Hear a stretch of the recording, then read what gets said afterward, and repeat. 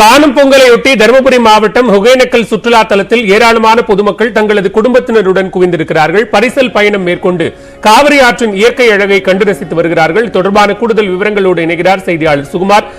தற்போது ஒகேனக்கல் சுற்றுலா தலத்தை பொறுத்தவரைக்கும் பயணிகளினுடைய வருகை என்பது எந்த அளவுக்கு இருக்கிறது? பரிசல் பயணத்தில் ஏதேனும் கட்டுப்பாடுகள் இருக்கிறதா? விவரங்களை பதிவு செய்யலாம் சுகுமார். இன்றைக்கு காணும் பொங்கல் என்பதால் ஒகேனக்கலில் எதிர்பார்த்த அளவுக்கு இன்று கூட்டம் குறைவாகவே உள்ளது. காரணம் கர்நாடகா மற்றும் ஆந்திரா பகுதியிலிருந்து ஏராளமான சுற்றுலா பயணிகள் ஒகேனக்கலுக்கு வருவார்கள். தற்பொழுது அவர்களுக்கு அங்கு விடுமுறை இல்லாத காரணத்தால் ஒகேனக்கலுக்கு குறைந்த அளவு பயணிகள் வந்திருக்கிறார்கள். அதாவது தமிழகத்தில் இருந்து மட்டுமே சுற்றுலா பயணிகள் ஒகேனக்கலுக்கு வந்திருக்கிறார்கள். ஆகவே ஒகேனக்கலில் தற்பொழுது மிதமான எதிர்பார்த்த அளவு இன்று காலை 2000 கனஅடி மட்டுமே நீர் வந்து கூட்டியிருக்கிறது.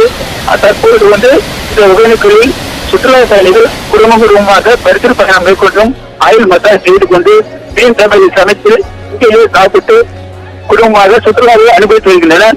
தற்பொழுது பரிசல் பயணம் மேற்கொள்ள ஒரு பரிசலுக்கு 4 நபர்கள் மட்டுமே அனுமதிக்கப்படுகின்றனர். இவர்கள் பரிசல் துறையிலிருந்து சின்னாரிலிருந்து மணல் திட்டு வரையிலும் பரிசல் பயணம் மேற்கொண்டு வருகின்றனர்.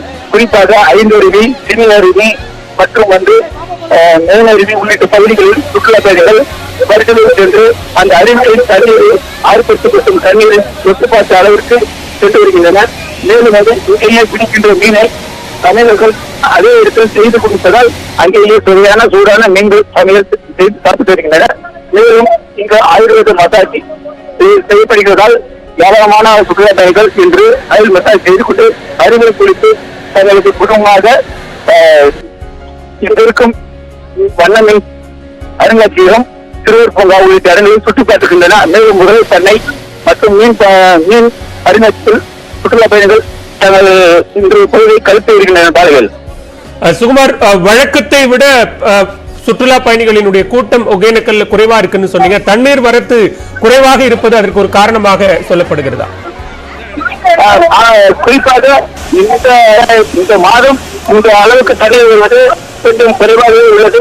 கடந்த ஒரு மாதமாக 5,000 கனஅடிக்கு மேலாக இருந்த அந்த தண்ணீர் கடந்த ஒரு வாரம் 3000 கனஅடி தற்போது 7,000 கனஅடியாக குறைந்துள்ளது.